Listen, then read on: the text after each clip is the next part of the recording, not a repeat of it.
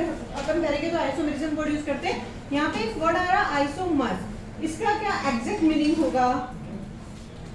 ये दो पार्ट से मिलकर बना हुआ है। आइसो मतलब इक्वल और मेरोस मतलब पार्ट। जैसे आइसोमर्स दिख रहा है ना, तो आप इसको बीच में से अगर काटोगे तो आइसो और एक मिलेगा मेरोस, और आइसो का मतलब होता है इक्वल और मेरोस का मतलब होता है पार्ट। ये तो इसका थोड़ा सा एग्जैक्ट क्या मीनिंग होगा। अब हम आइसोमर्स किसको बोलते हैं एग्जैक्टली?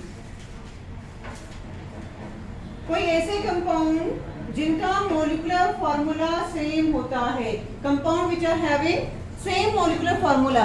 अभी तक आप ये रटते आए हो कि स्ट्रक्चर फार्मूला भी सेम होता है ना, कि डिफरेंट होता है?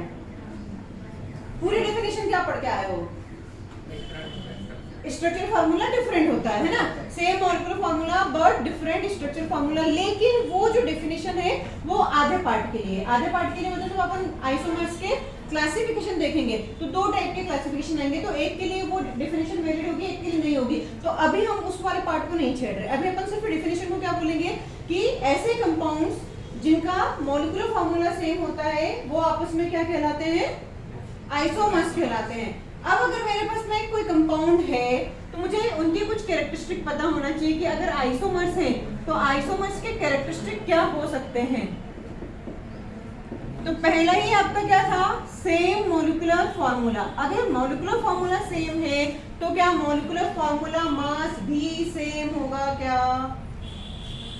अरे हाँ ना, मॉलिक्यूलर फार्मूला है तो उसमें कोई अलग से कोई आ ही नहीं जाएगा ना। तो अगर मॉलिक्यूलर फार्मूला सेम है तो मेरे पास में सेम मॉलिक्यूलर फार्मूला मास हो जाएगा। एम्पिरिकल फार्मूला सुना है अपन ने? एम्पिरिकल फार्मूला सिंपलेस्ट फॉर्म होता है। तो अगर मेरे पास में सेम मॉलिक्यूलर फार्मूला हो जाएगा तो एम्पिरिकल फार्मूला भी क्या हो जाएगा? Same empirical formula. अगर एम्पिरिकल फार्मूला सेम हो गया तो एम्पिरिकल फार्मूला मास भी सेम हो जाएगा, है ना? तो सभी सेम है तो डिफरेंट क्या है? वेपर डेंसिटी क्या होगी भाई? Molecular formula same, molecular mass same, तो वेपर डेंसिटी भी सेम हो जाएगी। तो हम कैसे कहेंगे कि दो अलग अलग है? अगर वेपर डेंसिटी भी सेम हो गई तो एटलीस्ट वन फिजिकल और वन केमिकल, है ना? क्या होना चाहिए? डिफरेंट। ज्यादा कितनी भी हो सकती है लेकिन मिनिमम कंडीशन क्या है कि फिजिकल प्रॉपर्टीज या केमिकल प्रॉपर्टीज क्या होनी चाहिए? डिफरेंट होनी चाहिए। क्या सबने अल्कोहल को देखा है? देखा है? कहाँ देखा है? कहाँ देखा है भाई?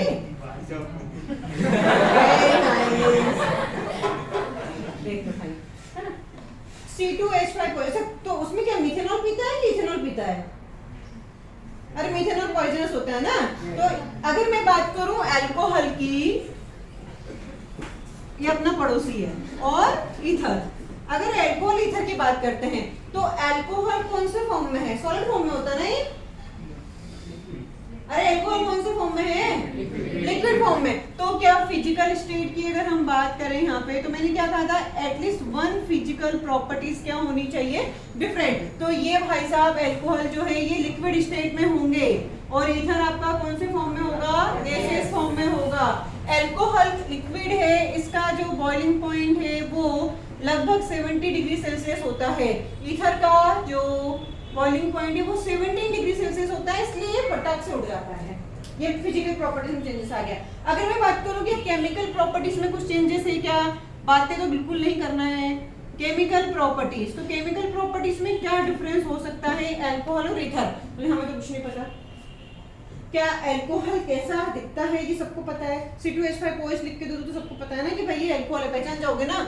मुझे क्या चाहिए? ROH, ये मेरा अल्कोहल है। फिर वो अलग बात है कि प्राइमरी सेकेंडरी टर्शियरी अल्कोहल अलग होते हैं, लेकिन OH होना जरूरी है।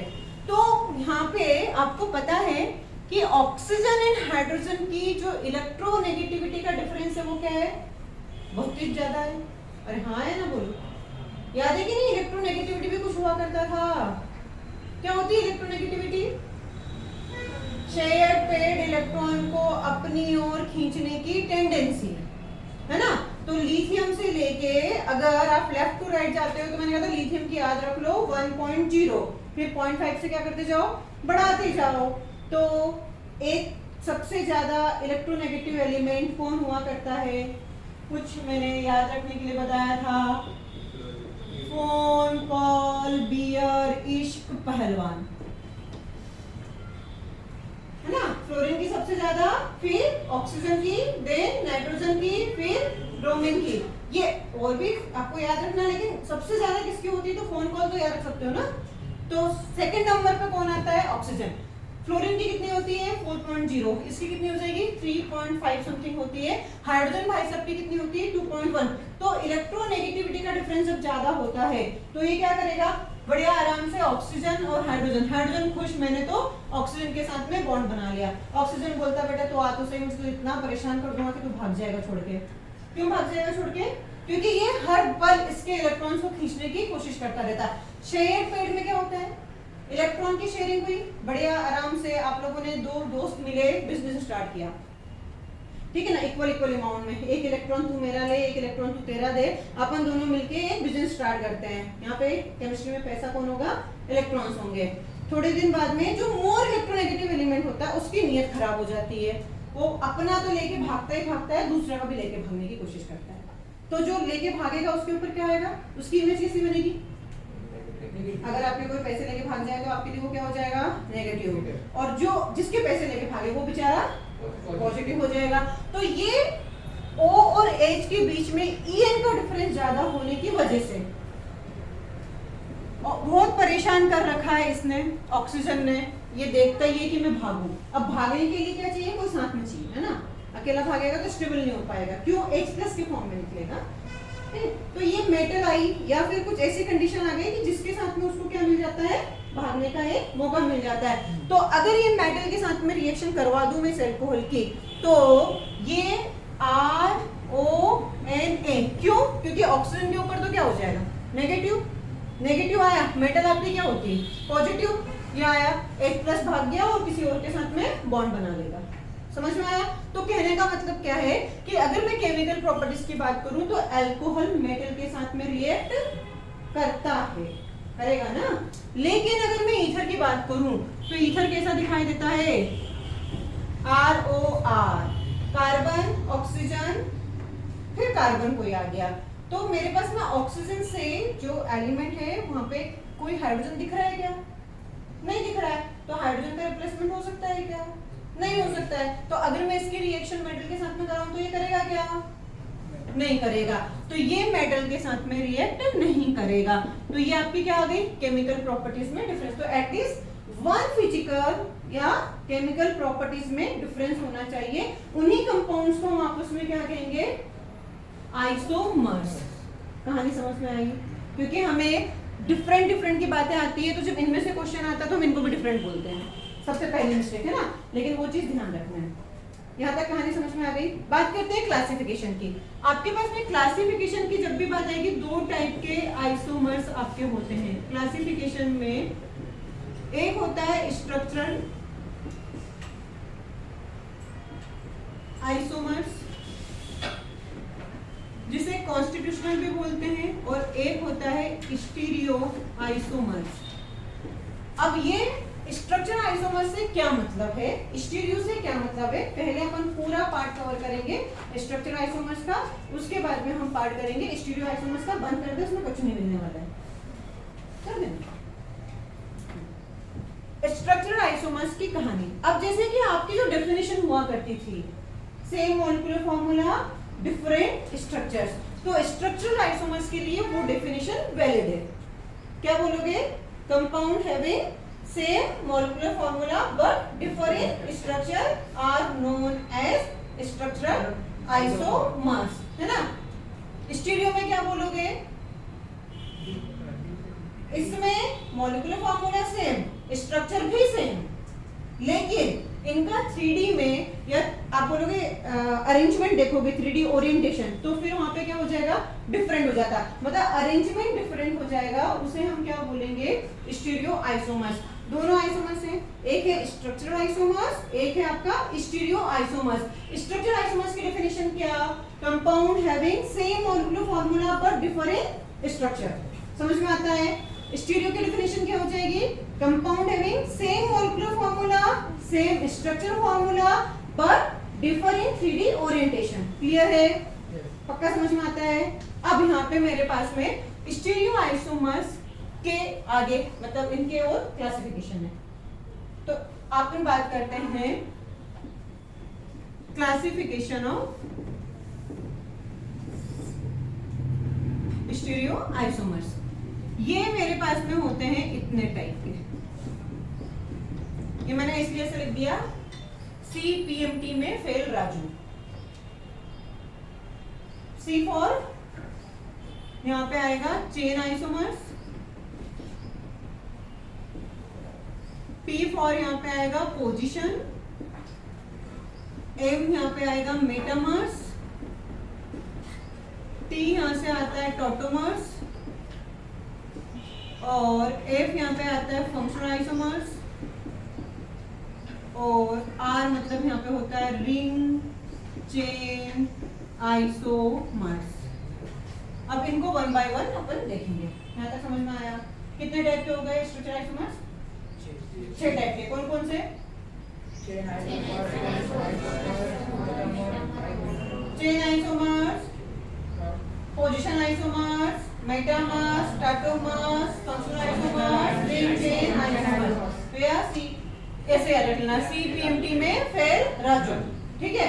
अब चेन आइसोमर्स का क्या मतलब है? पहले अपन चेन आइसोमर्स को कंप्लीट करेंगे, फिर अपन पोजीशन आइसोमर्स को कंप्लीट करेंगे, उसके बाद फंक्शनल आइसोमर्स, है ना।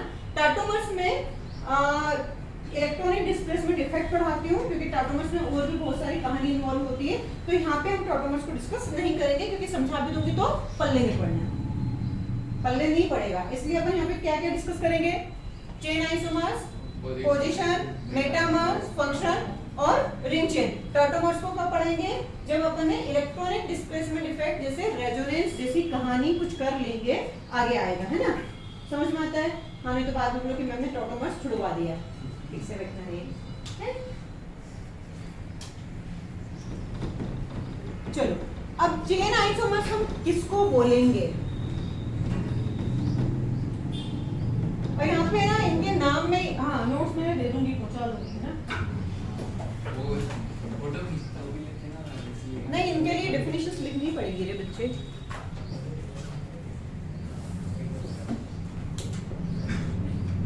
लिखने का तो अपने को आदत छूट गया है। Chain isomers. अब चेन का मतलब क्या है? अपन ने IUPAC में भी पढ़ा है ना, पेरेंट चेन का सिलेक्शन किया था। हाँ, तो यहाँ पे वही नाम छुपा हुआ है कि अगर कोई ऐसे कंपाउंड है जिनकी पेरेंट चेन में number of carbon atom different है, तो यहाँ पे ऐसे याद रखना, चेन में चेन चेंज होना चाहिए। क्या याद रखोगे?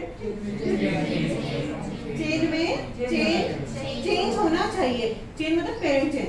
जैसे कि अगर हम देखें कि आपके पास में यहाँ पे ब्यूटेन है और एक आपका आइसोब्यूटेन है ना, तो पूछे कि इन दोनों के बीच में क्या रिश्ता है, तो क्या बोलोगे? ये चेन आइसोमर्स हैं आपस में। क्यों? क्योंकि एक के पास में number of carbon atom parent chain में कितने हैं?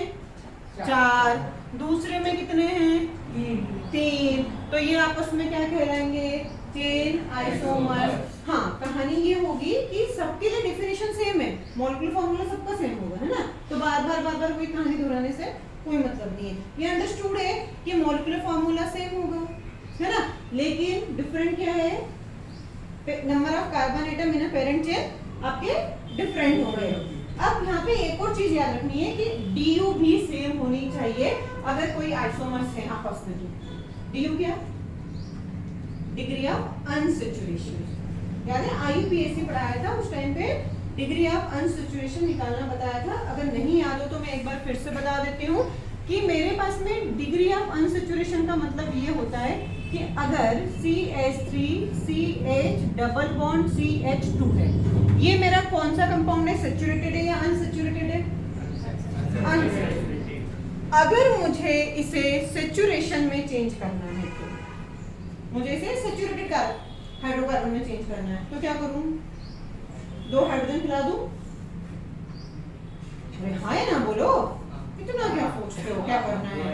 अरे सैचुरेटेड का मतलब क्या होता है बच्चों, सिंगल बॉन्डेड, है ना। कार्बन कार्बन के बीच में क्या चाहिए, सिंगल बॉन्ड। तो मुझे सिंगल बॉन्ड लाने के लिए क्या करना पड़ेगा, कार्बन की वैलेंसी को कंप्लीट करनी पड़ेगी ना। अगर मैं एक डबल बॉन्ड हटाती हूँ, तो अगर मैं एक डबल बॉन्ड हटाती हूँ तो यहाँ पे मुझे इसे और इसे एक एक हाइड्रोजन खिलाना पड़ेगा। तो यहाँ पे जब मैंने एक H2 खिला दिया तो ये बन गया इस तरीके से। तो किसी भी अनसैचुरेटेड कंपाउंड को ओपन चेन सैचुरेटेड हाइड्रोकार्बन में चेंज करने के लिए जितने H2 मॉलिक्यूल्स आपको लगेंगे वही उसका क्या कहलाता है, DU। तो यहाँ पे कितने H2 मॉलिक्यूल्स लगे, अरे 1। H2 का एक ही लगा ना, मतलब ये डाई एटॉमिक होता है ना। तो यहाँ पे DU कितनी हो जाएगी, 1 DU हो जाएगी। बात समझ में आती है। अगर आपके पास में कोई साइक्लिक कंपाउंड है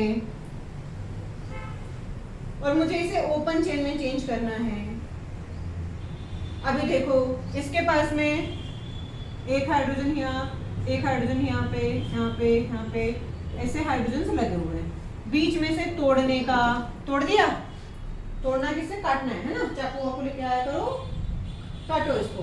काटोगे तो क्या होगा, दो अलग अलग पार्ट्स हो जाएंगे।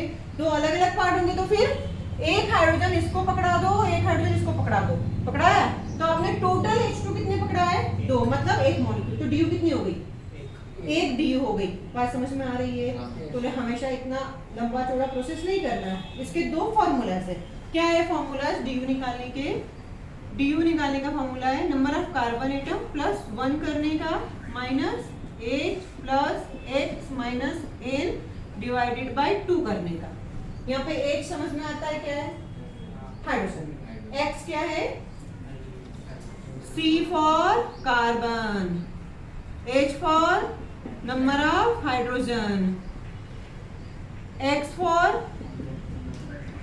एबिसिड वाला X नहीं है ना, हेलोजन्स। हेलोजन में कौन, फ्लोरीन, क्लोरीन, ब्रोमीन, आयोडीन, और N यहाँ पे क्या हो जाएगा, नाइट्रोजन। तो अगर आपसे कोई इसके अलावा कोई आ जाए तो उसमें हमें चिंता नहीं करना। सपोज C4H10O है और मुझे बोला सुना कि इसकी DU निकाल के बताओ, तो आप कैसे निकालोगे, total number of carbon atom कितने हैं भाई, 4। तो फॉर्मूले में रखेंगे 4 प्लस 1 करेंगे, है ना। फिर minus number of hydrogen atom कितने हैं, 4, क्या सॉरी 10। क्या कोई हेलोजन है, नहीं। क्या कोई नाइट्रोजन है, नहीं। ऑक्सीजन से हमें कोई लेना देना नहीं। तो यहाँ पे ये हो जाएगा। तो देखो 4 प्लस 1 कितना होता है, 5। ये कितना आएगा, 5। 5 माइनस 5 कितना होता है, 0। मैं 7 दूंगा। तो अगर ये 0 आया मतलब अपने को हाइड्रोजन खिलाना ही नहीं है। मतलब हाइड्रोजन नहीं खिलाना, इसका क्या मतलब है, वो पहले से ही सैचुरेटेड है, उसको खिलाना नहीं है। हाइड्रोजन खा पी के आया है वो, है ना, भूखा नहीं है। तो इस तरह से आपको DU निकालनी है। दूसरी कहानी ये कि एक और फॉर्मूला है इसका कि रिंग में अगर अपने को बनाना आ जाए, कि सपोज कि तुम्हें इस तरह से रिंग में दे दे ये ऐसा, तो DU निकालने के लिए आप करोगे number of pi bond plus number of ring. कितनी रिंग दिखाई दे रही है, 1। कितने पाई बॉन्ड दिखाई दे रहे हैं, 3। तो टोटल DU कितनी हो गई, 4, है ना। तो number of pi bond plus 1 ring. तो ये कौन है, इसका नाम क्या है, बेंजीन। तो बेंजीन के लिए हमें कितने हाइड्रोजन खिलाने पड़ेंगे, 4, या 4 मोल बोलूं या 4 मॉलिक्यूल बोलूं, है ना। टोटल नंबर ऑफ हाइड्रोजन आप इनको दोगे तो ये किसमें चेंज हो जाएगा, अगर आपने इसे हाइड्रोजन खिला दिए तो ये चेंज हो जाएगा आपका इसमें। अभी तो ये पूरा ओपन चेन में सोच जरा, ये किसमें, अगर मैंने बोला कि मुझे 4H2 यहाँ पे खिलाना है तो मैं इसको इसमें चेंज करूँ या कंप्लीट ओपन चेन में चेंज करूंगी। अरे अगर ये हटाया एक, तो एक हाइड्रोजन मतलब 2 हाइड्रोजन लगे। ये हटाया तो 2 हाइड्रोजन लगे, ये हटाया तो 2 हाइड्रोजन लगे। टोटल कितने लगे, 6। अभी मैंने यहाँ पे 4h2 लिखा, मतलब कितने हैं 8। तो इसे आप क्या करोगे, पूरा ओपन चेन करोगे और फिर क्या लिखोगे, तो इसकी डेफिनेशन ही मैंने ये बोली थी, ओपन चेन सैचुरेटेड हाइड्रोकार्बन में कन्वर्ट करने के लिए जितने H2 मॉलिक्यूल्स की रिक्वायरमेंट होगी वही हमारा क्या होगा, DU। DU के और भी दूसरे नाम है, डिग्री ऑफ अनसैचुरेशन के अलावा इसे हम डबल बॉन्ड इक्विवेलेंट भी बोलते हैं, तो DBE भी कहते हैं। क्या बोलते हैं, DBE। तो करके दिख जाए DBE तो सोच लेना कि ये तो वही है जो DU है। DU आया समझ में। तो आइसोमर्स के लिए DU चेंज नहीं होना चाहिए। अगर आप बोलते हो कि कंपाउंड A ये और ये दोनों क्या है, आइसोमर्स हैं, तो इन दोनों के लिए DU क्या होना चाहिए, सेम होना चाहिए। अगर DU चेंज हो गई तो फिर वो आइसोमर्स नहीं कहलाएंगे। क्योंकि अगर सपोज कि मैंने यहाँ पर डबल बॉन्ड लगा दिया है ना, डबल बॉन्ड लगा दिया, तो अब क्या हो जाएगा, DU चेंज हो गई। क्योंकि हमारे पास में आइसोमर्स का डेफिनेशन क्या है, same molecular formula, same molecular formula mass. एक डबल बॉन्ड लगाने से हाइड्रोजन कम हो जाएंगे, हाइड्रोजन कम हो जाएंगे ना डबल बॉन्ड लगा दोगे तो इसलिए DU सेम होनी चाहिए। इतना समझ में आया। तो चेन आइसोमर्स के लिए क्या चेंज होना चाहिए, चेन आइसोमर्स के लिए क्या चेंज होना चाहिए, पेरेंट चेन। तो चेन में चेंज होना चाहिए, कंफ्यूज मत होना, जो नाम है वो चेंज होना चाहिए, ठीक है ना।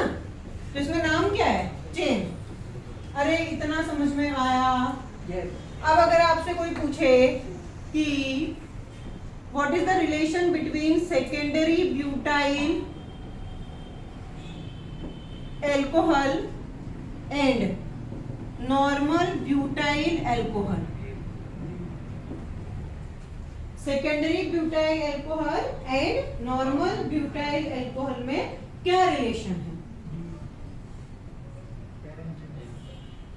अरे वो कौन से टाइप के आइसोमर्स कहलाएंगे। तो इसके लिए सबसे पहले तो हमें क्या आना चाहिए, सेकेंडरी ब्यूटाइल एल्कोहल लिखते आना चाहिए। एन ब्यूटाइल एल्कोहल जिसकी कहानी परसों ही बताई थी कि कैसे लिखते हैं, जरा बताओ कैसे लिखेंगे। ब्यूटाइल 4 कार्बन है ना, कितने कार्बन होंगे 4। और सेकेंडरी मतलब कौन सा वाला हाइड्रोजन हटाया होगा, 2 डिग्री का हाइड्रोजन हटाया होगा। तो यहाँ पे मेरे पास में CH3 CHOH CH2 CH3, क्या ये हो जाएगा, अरे हाँ है ना, बोलो भाई, समझ में आया ना। ऐसे ना सुमड़े की तरह मत बैठा करो, मुझे बिल्कुल अच्छा नहीं लगता। थोड़ा सा रिस्पॉन्ड करा करो ताकि लगे कि समझ में आ रहा है।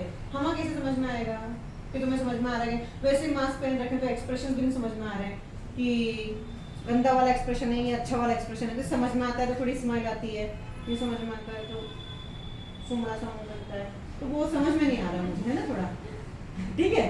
तो सेकेंडरी ब्यूटाइल एल्कोहल, अगर मुझे नॉर्मल ब्यूटाइल एल्कोहल लिखना होगा तो मैं कैसे लिखूंगी, नॉर्मल ब्यूटेन से 1 डिग्री का हाइड्रोजन हटाएंगे तो normal butyl alcohol CH3 CH2 CH2 CH2OH, ये आया।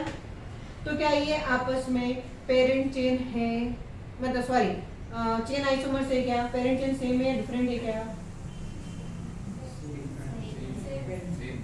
सेम है, अरे सेम है ना, इतना क्या सोच रहे हो यार। यहाँ पे 1 2 3 4 कार्बन दिख रहे हैं, दिख रहे हैं कि नहीं दिख रहे हैं, इधर 1 2 3 4 कार्बन दिख रहे हैं, तो नंबर ऑफ कार्बन एटम दोनों में क्या है, सेम है। तो ये आपस में दोनों चेन आइसोमर्स नहीं होंगे। अगर आपसे पूछ ले कि क्या ये दोनों आपस में चेन आइसोमर्स है तो आप क्या बोलोगे, नहीं है।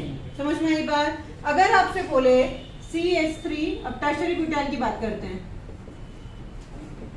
ये आपका टर्शियरी ब्यूटाइल है, बातें नहीं करने का, और ये आपका आइसोब्यूटाइल है। अब बताओ क्या ये भी चेन आइसोमर्स होंगे क्या,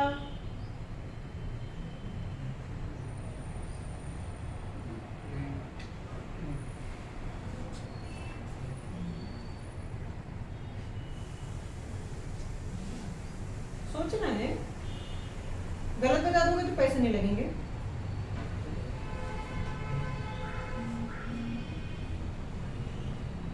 क्योंकि इससे कुछ कॉन्सेप्ट निकल के आएगा। आपके पास में मैंने यहाँ पे क्या लगाया है, OH ग्रुप लगाया है, यहाँ पे मैंने क्या लगाया है, OH ग्रुप लगाया है। तो अगर हमारे पास में OH की यहाँ पे देखो, उधर से मैं नंबरिंग करूंगी तो पोजीशन क्या आएगी OH की, सेकेंड। इधर से करूंगी तो किस पे आएगा, 1 नंबर पे भी आएगा। यहाँ पे मेरे पास में total number of carbon atom parent chain में कितने हैं, 3। यहाँ पे भी कितने हैं, 3, है ना। अब यहाँ पे ये भी देखो, क्या इनके पास में total number of carbon atom, total number of hydrogen atom same है क्या,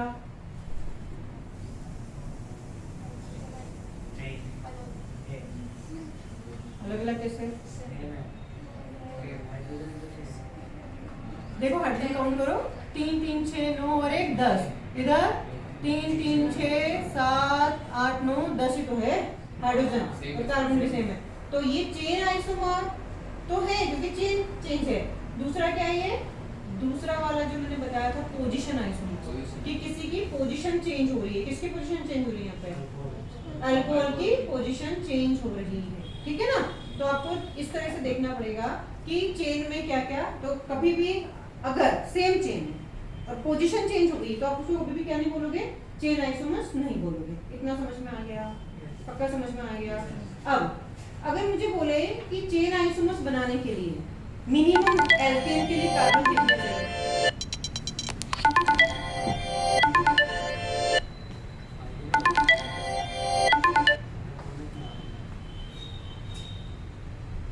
कितने चाहिएंगे मिनिमम कार्बन। अगर एल्केन को चेन आइसोमेरिज्म शो करना है तो उसके पास minimum number of carbon atom कितने होने चाहिए। आंसर सामने ये रे लगा है। अभी सबसे पहले बता कौन परेशान आता है भाई।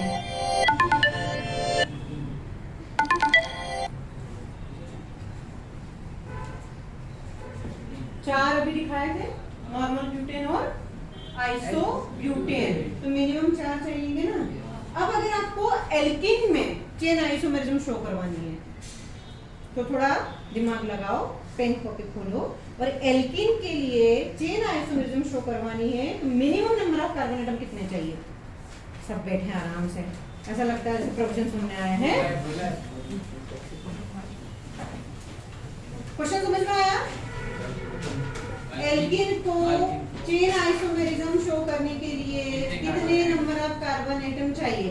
एल्किन का तो बता दिया भैया 4 चाहिए। करो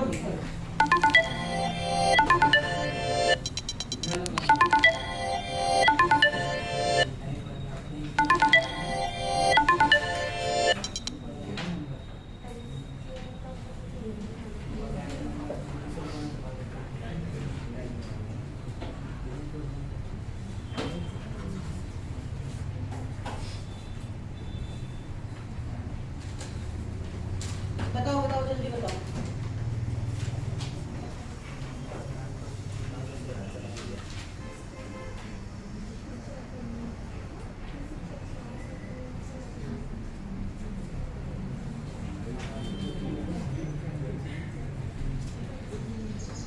नहीं आया, बहुत ही बड़े वाले होते हैं।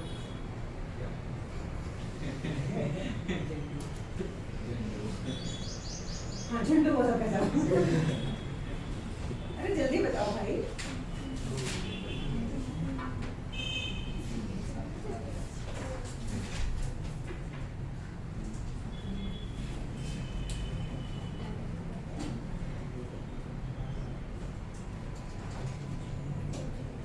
फिर एल्काइन के लिए भी देख लेना। एल्किन के लिए देख रहे हो ना, तो साथ में एल्काइन के लिए भी देख लेना, तो बुरा मान जाएगी।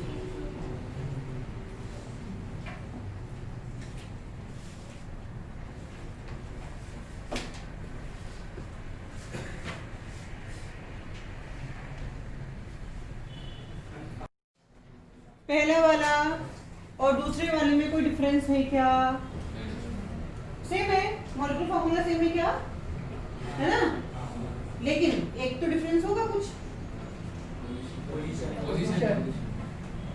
अबे झंडू हो, इसे 1 नंबर दोगे, यहाँ पे इसे 1 नंबर दोगे ना, अरे मल्टीपल बॉन्ड को दोगे ना 1 नंबर, तो पोजीशन तो सेम है, लेकिन number of carbon atom in a parent chain, यहाँ पे कार्बन एटम कितने काउंट करोगे? 4, यहाँ पे कार्बन एटम कितने काउंट करोगे? 3, तो एल्केन के लिए कितने चाहिए? 4। चेन आइसोमर्स होगी कि नहीं होगी ये? मैंने बोल दिया तो है कि तुम भी मानते हो इस बात को? ओके, एल्काइन के लिए अब ऐसे ही आपको एल्काइन के लिए सोचना है।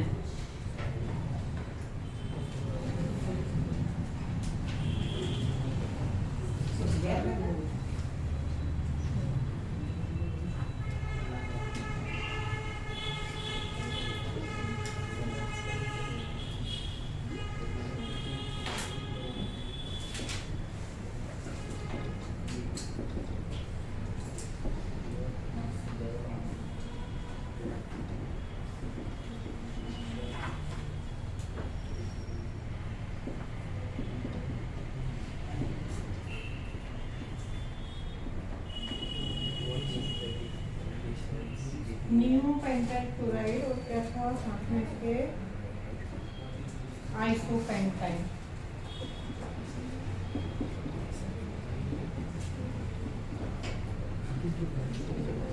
एल्काइन के लिए आया क्या? पूछ सकते हैं कि अगर एल्काइन चेन आइसोमेरिज्म शो करेगा तो उसको कितने minimum number of carbon atom की आवश्यकता पड़ेगी? एल्काइन मतलब आप सबसे पहले क्या करा करो, स्ट्रेट चेन तो बना ही लिया करो, वो तो बना ही लोगे, 1 2 3 4 5, अरे हो गए क्या? ये आपका पहला हुआ। अब सेकेंड जो इसका बनाओगे, अगर आप 4 में सोचते हो, सपोज कि आपने 4 में सोचा, इसका एक और बना सकते हैं क्या अपन आइसोमर्स? अगर आपने 3 कार्बन के केस में बनाने की कोशिश करी, देखो ये यहाँ पे मैं ट्रिपल बॉन्ड लगाऊं, पॉसिबल है क्या? अरे कार्बन की वैलेंसी 5 हो गई, तो ये तो नहीं पॉसिबल है, मतलब 4 से तो ज्यादा चाहिए भाई अपने को। अब देखते हैं कि अगर ये ऐसा है, ठीक है, एक यहाँ पे तो लगा सकती हूँ, क्या मैं यहाँ पे एक ट्रिपल बॉन्ड लगाऊंगी तो कोई बुरा मानेगा क्या? नहीं मानेगा। तो पोजीशन ऑफ मल्टीपल बॉन्ड तो क्या होगी? सेम, लेकिन पेरेंट चेन इधर मेरे पास में 5 1 2 3 4 5, यहाँ पे 1 2 3 4 5, तो एल्काइन के लिए minimum number of carbon atom कितने चाहिए? 50। याद रहेगा? अरे हाँ है ना, बोलो भाई, समझा ना? चलो, तो मुझे एल्केन और एल्किन के लिए 4 की आवश्यकता पड़ेगी और एल्काइन के लिए 5 की जरूरत पड़ेगी। अगर हम दूसरा क्वेश्चन देखें तो देखें उनके बीच में क्या रिश्ता कहलाता है। What is the relation between neopentyl chloride and isopentyl chloride? अब neopentyl chloride बनाओ और isopentyl बनाओ, फिर उसके बाद में रिलेशन समझ में आएगा।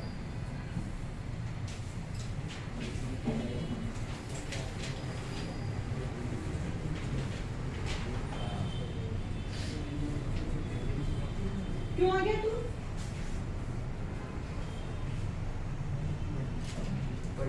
और इसको थोड़ा सा गरादरी से बाहर उठाओ भाई, डे 1 से क्लास आ नहीं रहा है, मुझे पसंद नहीं है असल पढ़ने आना। घूम फिर के आया, पता नहीं क्या लेके आया होगा साथ में, कोरोना का कौन सा स्ट्रेन लेके आया होगा। चलो, नियोपेंटाइल याद है, नियोपेंटाइल के लिए नियोपेंटेन का होना जरूरी है, और नियोपेंटेन कैसा दिखाई देता है? किसकी सूरत मिलती है उससे? किसकी सूरत मिलेगी? क्या ये नियोपेंटाइल क्लोराइड है? हाँ। आइसो के लिए क्या चाहिए? आइसोपेंटेन का होना जरूरी है। अपन ने परसों कहानी करी थी कि जिसका एल्काइल चाहिए उसका पेरेंट चाहिए। अगर अपने को नॉर्मल एल्केन से बनाओगे तो क्या बनाओगे? Normal alkyl. आइसोपेंटेन से बनाओगे तो आइसोपेंटाइल, और नियोपेंटेन या नियो एल्केन से बनाओगे तो नियो एल्काइल। तो यहाँ पे आइसोपेंटाइल मतलब कैसे? कितने कार्बन? 4 कार्बन स्ट्रेट चेन में, 1 कार्बन यहाँ पे, और Cl कहाँ लगाऊं बताओ? दूर जाके कहाँ?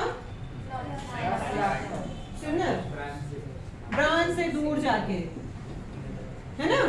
अब यहाँ पे मेरे पास में बाकी, अगर आपको ऐसा लगता है कि कार्बन की वैलेंसी हाइड्रोजन से सेटिस्फाइड होनी चाहिए, नहीं तो पूरा मान जाएगा, तो कर सकते हो, नहीं तो अंडरस्टूड है ना। अब देखो जरा इन दोनों में क्या रिश्ता है। पोजीशन का है क्या? नहीं, पोजीशन सेम है या अलग है क्लोरीन की?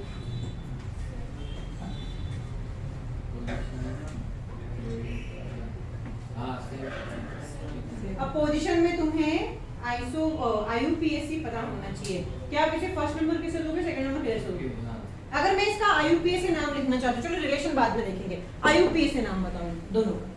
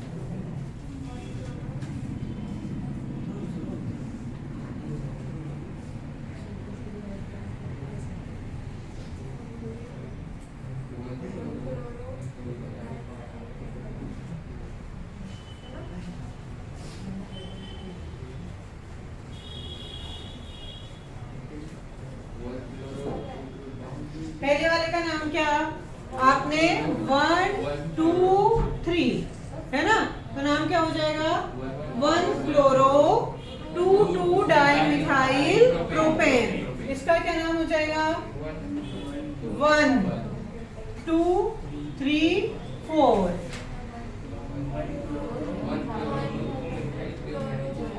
1 क्लोरो 3 मिथाइल ब्यूटेन। तो अब ये पोजीशन के लिए ये कंडीशन है कि पोजीशन में number of carbon atom parent chain में चेंज नहीं होना चाहिए। अब देख रहे हो ना यहाँ पे अगर मिथाइल की पोजीशन वगैरह देखते हो तो पोजीशन की कंडीशन क्या आ गई आपको कि पोजीशन तो चेंज होगी लेकिन number of carbon atom in parent chain same होंगे। लेकिन यहाँ पे कहानी क्या हो रही है, नंबर ऑफ कार्बन एटम कितने हैं 3, यहाँ पे नंबर ऑफ कार्बन एटम कितने हैं 4, तो ये आपस में क्या कहलाएंगे चेन आइसोमर्स कहलाएंगे। अरे बात समझ में आ रही है, क्लियर हुआ। अब जैसे ये है टोलुइन,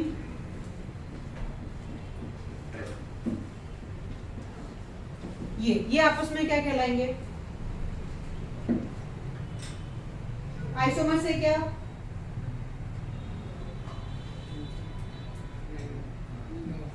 ये आइसोमर है या नहीं है, आइसोमर्स नहीं होंगे। आइसोमर्स के लिए मुझे क्या चाहिए होता है मॉलिक्यूलर फार्मूला सेम, यहाँ पे कुछ एक एक्स्ट्रा आ रहा है, क्या आ रहा है CH2।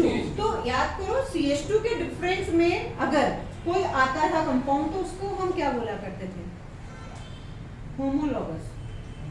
याद आ रहा है होमोलॉगस किसको बोलते थे, या तो CH2 का डिफरेंस है या फिर कितने AMU का 14 AMU का डिफरेंस अगर है तो उसे हम क्या बोलते हैं होमोलॉगस। तो जल्दी में यहाँ पे गलती हो जाती है, कैसे गलती होगी, जैसे कि आपको फिनोल और अल्कोहल में बोल दिया, तो फिनोल और अल्कोहल आपस में एक ही फंक्शनल ग्रुप है या अलग अलग फंक्शनल ग्रुप है, यहाँ पे थोड़ा केयरफुल रहना पड़ेगा ना।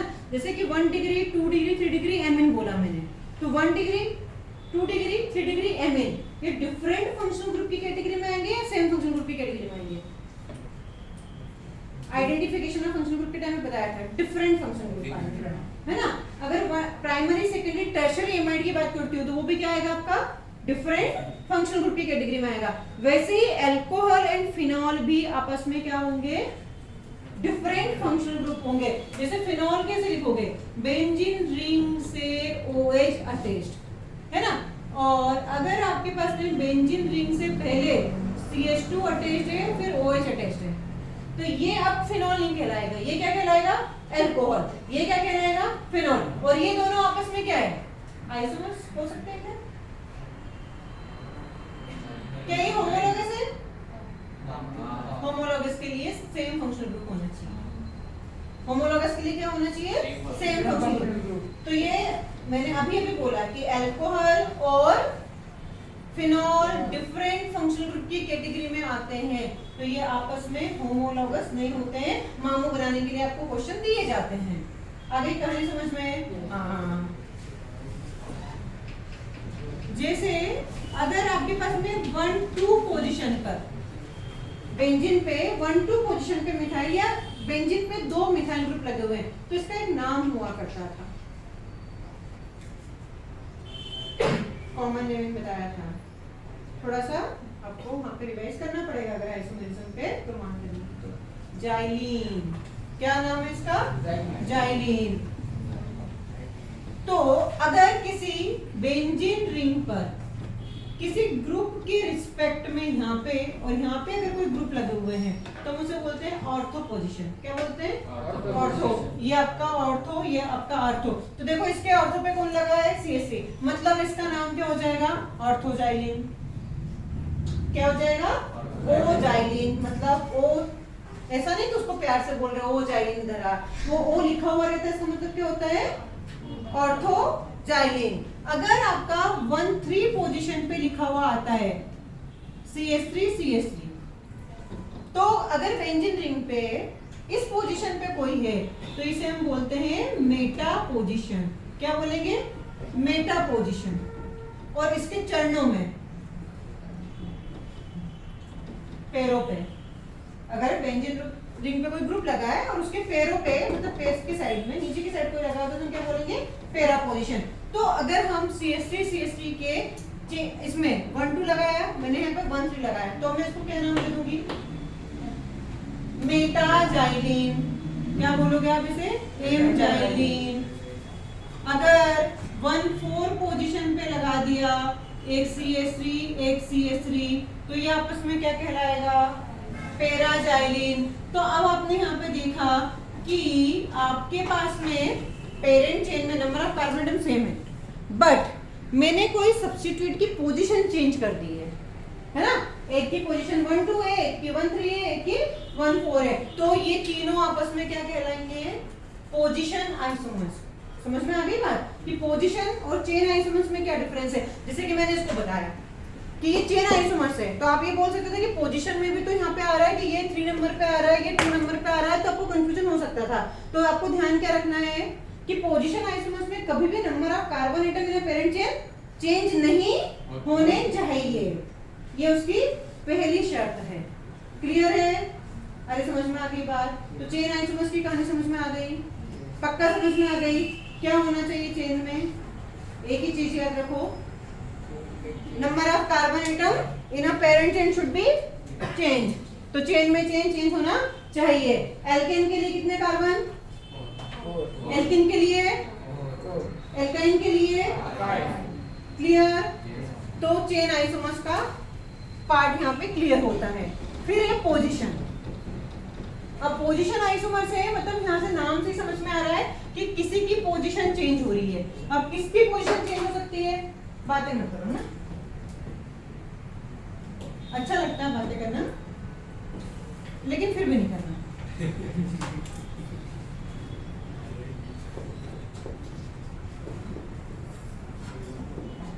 पोजीशन आइसोमर्स ऐसे कंपाउंड जिनका मोलेकुलर फॉर्मूला सेम होगा लेकिन उनमें पोजीशन चेंज होगी। किसकी? आपने जब भी आईयूपीएसी नेमिंग करी तो सब्स्टिट्यूएंट देख लेते हैं, जैसे क्लोरीन आ गया, अल्कोहल हो गया, या तो किसी सब्स्टिट्यूएंट की पोजीशन चेंज हो गई, या किसी फंक्शनल ग्रुप की पोजीशन चेंज हो गई, या फिर मल्टीपल बॉन्ड की पोजीशन चेंज हो गई, है ना? मल्टीपल बॉन्ड की पोजीशन चेंज हो गई तो हम उनको क्या कहेंगे? Position isomers. और इस फिनोमेना को क्या बोल देंगे? Positional isomerism. जैसे कि मेरे पास में यहाँ पे ये 1 ब्यूटीन है, ये क्या है? 2 ब्यूटीन। 1 ब्यूटीन 2 ब्यूटीन, क्या कहलाएंगे आपस में? Position isomers. अरे पोजीशन चेंज कर दी ना, किसकी पोजीशन चेंज कर दी? डबल बॉन्ड की पोजीशन चेंज कर दी, तो मल्टीपल बॉन्ड की पोजीशन चेंज हो सकती है। फिर आपके पास में कोई सब्स्टिट्यूएंट है, जैसे ये सेकेंडरी ब्यूटाइल अल्कोहल,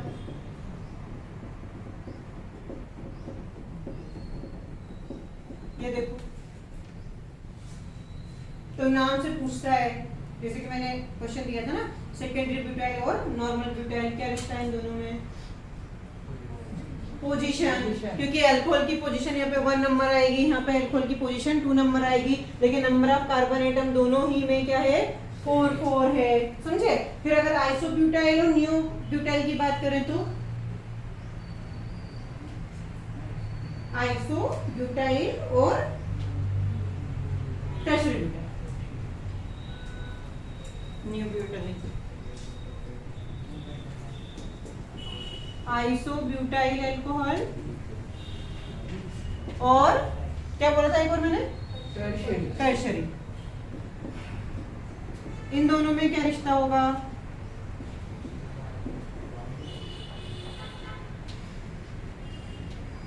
बताओ बताओ जल्दी बताओ।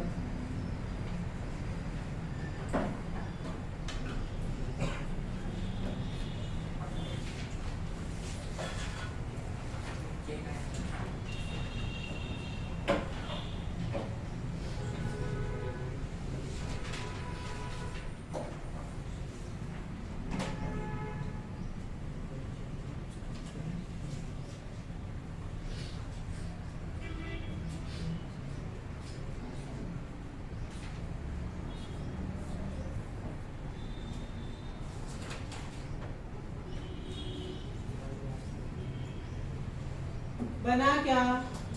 पहले तो आइसोब्यूटाइल अल्कोहल अभी बताया था कि आइसोब्यूटाइल के लिए मुझे क्या चाहिएगा? आइसोब्यूटेन, है ना? आइसोब्यूटेन चाहिएगा। तो पहले अगर नहीं संपट पड़े ना तो उसके पिताजी को बना लिया करो। कहाँ से आया होगा? ये किसका बच्चा है? आइसोब्यूटेन का बच्चा है। अरे बनाया था ना अपन ने परसों। हाँ, तो यहाँ पे मेरे पास में CH3 CH CH3 CH2 OH, क्या H होगा? अरे होगा कि नहीं होगा? पक्का होगा? हाँ ना? अब मैं बोल रही हूँ इसलिए तुम भी मतलब अग्री हो ना इस बात को? हाँ, नहीं तो पता चला मैं ही बोलने, मेरे अकेले के बोलने से कुछ नहीं होगा, है ना? तुम्हें भी समझ में आना चाहिए। इधर टर्शियरी में मैं कैसे लिख सकती हूँ? टर्शियरी के लिए मुझे 3 डिग्री का हाइड्रोजन हटाना पड़ेगा। अब देखो जरा, H बना, तो अब बताओ कि ये आपस में क्या कहलाएंगे?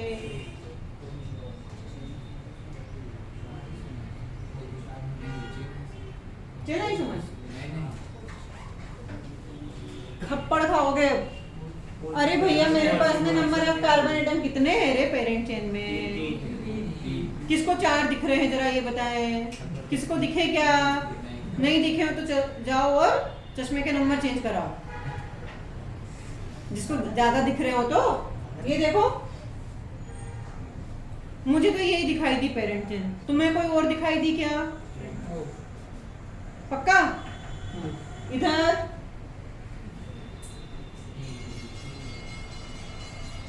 ये भी हो सकती थी, ये भी है, सेम है ना? तो total number of carbon atom कितने हैं? 3 ही है, लेकिन चेंज क्या है? अल्कोहल की पोजीशन। यहाँ पे अच्छा 1 नंबर किसको दोगे? आप कोई सोच रहा है यहाँ से दूंगा, मैं इसको यहाँ से दूंगा। अरे 1 नंबर किसको देंगे? फंक्शनल ग्रुप को प्रायोरिटी दोगे, तो फंक्शनल ग्रुप को प्रायोरिटी दोगे तो 1 नंबर इसे दोगे, 2 नंबर इसे दोगे, 3 नंबर इसे दोगे, है ना? यहाँ पे इसको नहीं देना है। कहाँ से दोगे? जहाँ चेन स्टार्ट होगी, तो 1 2 3, तो ये कौन सी पोजीशन पे आया? 2, ये कौन सी पोजीशन पे आया? तो ये आपस में क्या कहलाएंगे? Position isomers. अब मैं इनमें कुछ भी चेंज कर सकती हूँ। जैसे सपोज कि मैंने यहाँ पे आइसोब्यूटाइल अल्कोहल लिखा, आइसोब्यूटाइल क्लोराइड लिख दूँ। क्या करना पड़ेगा? OH हटाओ, Cl लगाओ। यहाँ पे भी तो भी अब क्या रिश्ता बदल जाएगा? नहीं, अभी भी क्या होगा? पोजीशन आइसोमर ही होंगे।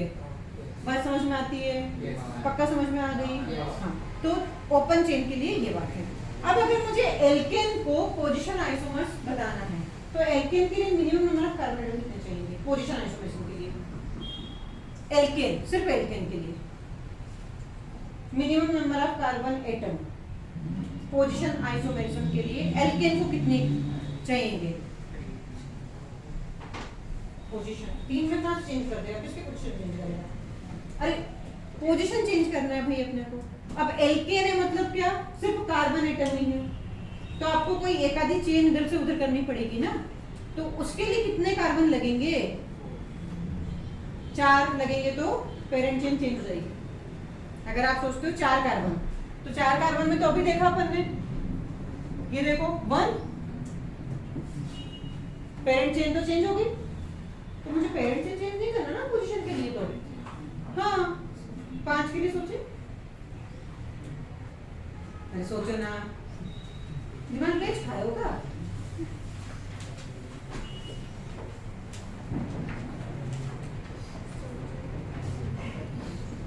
वन टू थ्री फोर 5 ये करेगा क्या? अरे किसके रिस्पेक्ट में पोजीशन चेंज करेगा? पोजीशन किसी के रिस्पेक्ट में चेंज होगी ना, ऊपर तो कोई है ही नहीं, लटका हुआ होना चाहिए ना कोई। यहाँ पे जैसे OH था, यहाँ पे Cl था, तो मुझे किसी की पोजीशन, जैसे मैंने यहाँ पे CH3 लटका दिया, लेकिन यहाँ पे तो कुछ भी नहीं है, तो और सोचो है ना। कितने कार्बन लगाए मैंने यहाँ पे? 1 2 3 4 5 थे ना, ओके 1 2 3 4 5 ये करा। अब जरा देखना 1 2 3 4 5 1 2 3 4 5 है ना, लेकिन ये जो लटक रहा है CH3 इसकी पोजीशन पहले वाले में क्या आई है? यहाँ पे क्या आई है? तो ये आपस में क्या कहलाएंगे? तो नंबर ऑफ कार्बन एटम कितने हो गए? 6। अरे टोटल 6 है ना भाई, मैंने ये तो पूछा total number of carbon atom कितने चाहिए, तो कितने चाहिए? 6 चाहिए। समझ में आ गई बात? अरे हाँ या ना बोलो। हाँ, एल्किन का तो अपने को यहाँ पर केस समझ में आ ही गया था। एल्किन के लिए कितने चाहिए? 4 ही है ना। एल्काइन के लिए क्यों 4 नहीं बना सकते क्या पोजीशन?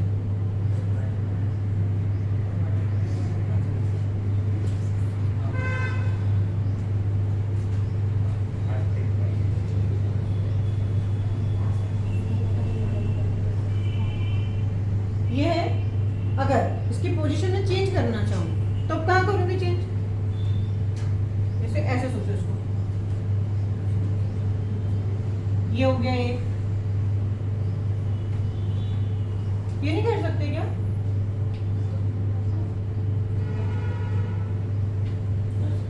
सही है गलत बताओ, फैसला आपको लेना है।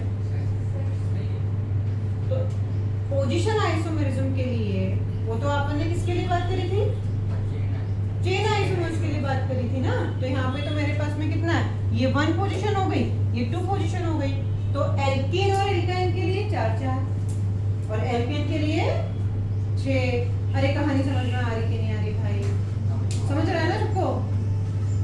क्लियर है या ऑल क्लियर है? ऑल क्लियर मतलब कछु समझ में नहीं आया, पूरा क्लियर। उस हिसाब से जवाब दे भाई। अब बताओ क्लियर या ऑल क्लियर? कोई डाउट, दिक्कत, प्रॉब्लम, परेशानी, अड़चन नहीं है? यहाँ तक क्लियर है? चेन आइसोमर समझ में आ गया, पोजीशन समझ में आ गया। अब देखो साइक्लिक कंपाउंड की अगर हम बात करें कि साइक्लिक कंपाउंड कोई है सिर्फ ऐसा लगा हुआ है, तो हम इन्हें बोलते हैं, एक अगर कोई सब्स्टिट्यूएंट लगाए तो उसे बोलते हैं मोनो सब्स्टिट्यूटेड साइक्लिक कंपाउंड। क्या बोलेंगे? Mono substituted cyclic compound. तो मोनो सब्स्टिट्यूटेड कभी भी पोजीशन आइसोमर्स नहीं देंगे। मोनो सब्स्टिट्यूटेड साइक्लिक कंपाउंड कभी भी पोजीशन आइसोमर्स नहीं दे सकते। क्यों? किसके रिस्पेक्ट में चेंज करोगे? अरे Cl को यहाँ पे फिर बोले मैं यहाँ लगा दूं, यहाँ लगा दिया तो अभी भी 1 पोजीशन थी, अभी भी 1 ही पोजीशन रहेगी ना। तो मोनो सब्स्टिट्यूटेड साइक्लिक कंपाउंड कभी भी पोजीशन आइसोमर्स नहीं देते हैं, इसकी कंडीशन है। तो मुझे मुझे क्या चाहिए, किसी का रिस्पेक्ट चाहिए, डाई सब्स्टिट्यूटेड, जैसे ये Cl, तो ये 1 2 पोजीशन हो गया, फिर मैंने यहाँ पे 1 3 पोजीशन कर दिया, फिर मैंने यहाँ पे 1 4 पोजीशन कर दिया, तो मुझे डाई सब्स्टिट्यूटेड में पोजीशन आइसोमेरिज्म दिखने को मिलेगा, लेकिन मोनो सब्स्टिट्यूटेड में नहीं मिलेगा। कहानी समझ में आ गई? पक्का समझ में आ गई? कोई डाउट नहीं है? एक बार सोच लो अच्छे से, जो पढ़ाया आज, क्या क्या पढ़ाया रिकॉल करो। चेन आइसोमेरिज्म, चेन पढ़ा देंगे। हाँ, और उसमें क्या बताया था? हाँ, number of carbon atom parent chain में क्या हो जाते हैं, चेंज हो जाते हैं, है ना। फिर उसके एग्जांपल्स के लिए अब आपको यहाँ पे क्या सोचना पड़ेगा, जिसके जितने भी रेडिकल्स मैंने बनवाए थे, जैसे एल्केन से एल्काइल, आइसो एल्केन से आइसो एल्काइल, नियो एल्केन से नियो एल्काइल, उन सब की कहानी आपको पता होनी चाहिए, ठीक है। C5 वाला जो फंडा था, C5H12 से कितने बन रहे थे, परसों बनवाए थे 8, भूल कहाँ जाते हो?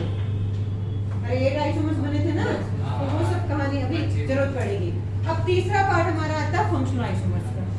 2 आपके खत्म होते हैं, क्या कौन कौन से, चेन आइसोमर्स और पोजीशन आइसोमर्स। अब फंक्शनल आइसोमेरिज्म को क्या मीनिंग है, फंक्शनल आइसोमेरिज्म का?